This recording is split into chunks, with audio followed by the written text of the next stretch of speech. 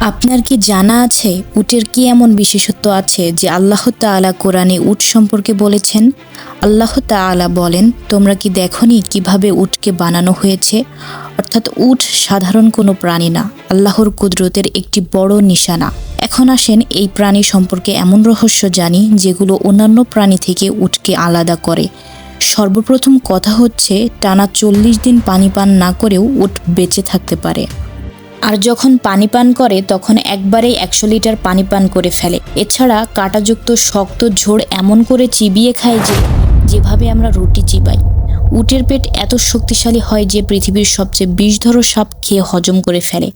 আর অবাক করা বিষয় হলো, উট 50 ডিগ্রি তাপমাত্রারও বেশি গরমে দাঁড়িয়ে থাকতে পারে, কোনো রকম ক্লান্তি নড়াচড়া ছাড়াই। আর চমকে দেওয়ার মতো বিষয় হচ্ছে, উট শুধু মরুভূমির বাদশা নয়, প্রয়োজন হলে পানিতে সাঁতারও কাটতে পারে।